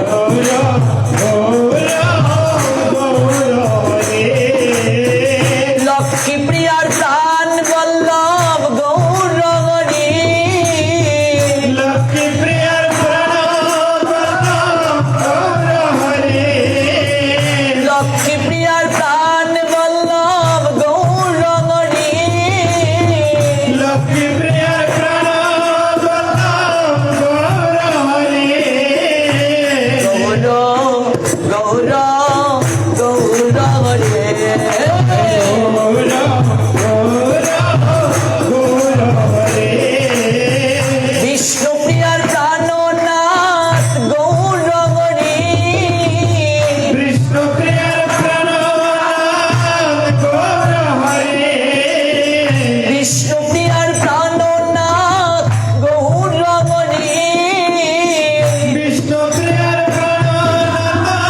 গৌর হরে গৌর গৌর গৌর হরে গৌর গৌর গৌর হরে গৌর গৌর গৌর হরে গৌর গৌর গৌর হরে গদাধরের প্রাণ বদুয়া গৌর হরি গদাধরের প্রাণ গৌর হরে গদাধরের প্রাণ বদুয়া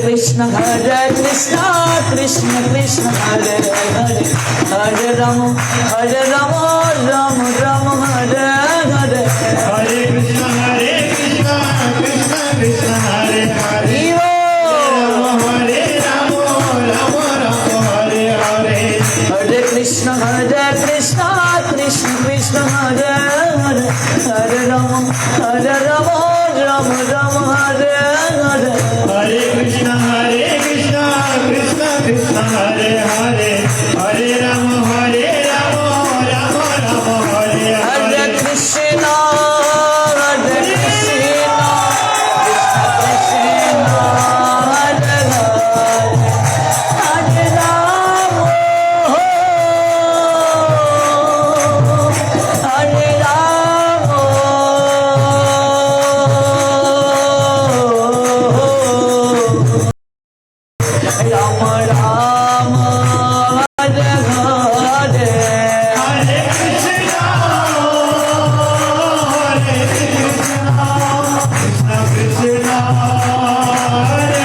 Hero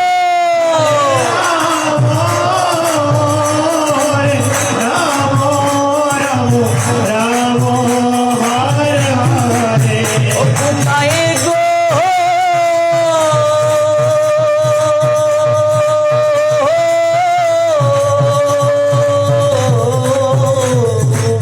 Prem moi Radhe Radhe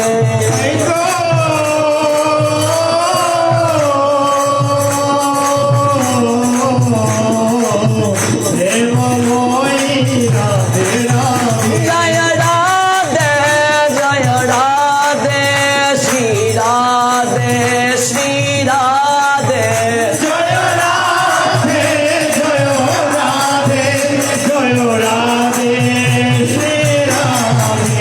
Jaya Gurudeva Gurudeva Patit Pavan Shila Gurudeva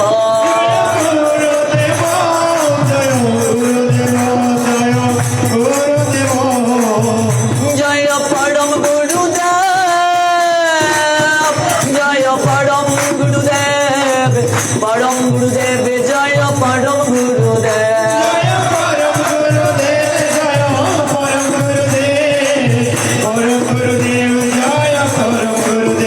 Jaya Prabhupada Prabhupada Bhakti Siddhanta Saraswati Thakur Prabhupada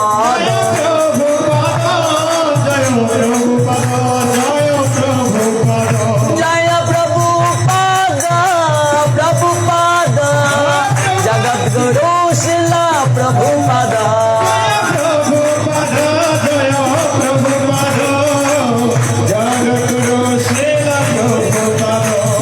Jaya Jaya Jaya Jaya Jai Jaya Jaya Jaya Jai Jaya Jaya Jaya Srila Prabhupada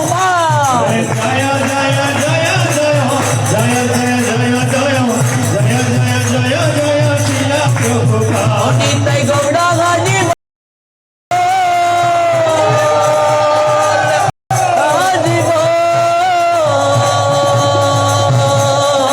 Hari Hari Hari Hari Hari Hari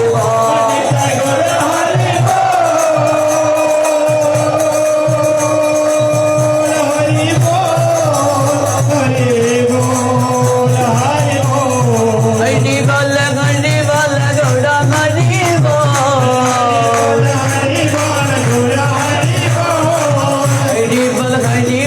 Gaura Hari Hari Bal Gaura Hari Nitai Gaura Hari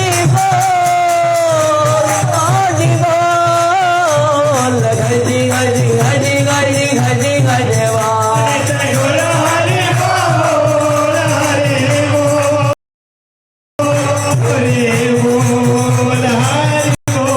Gauri Premanande Jai Jai Sri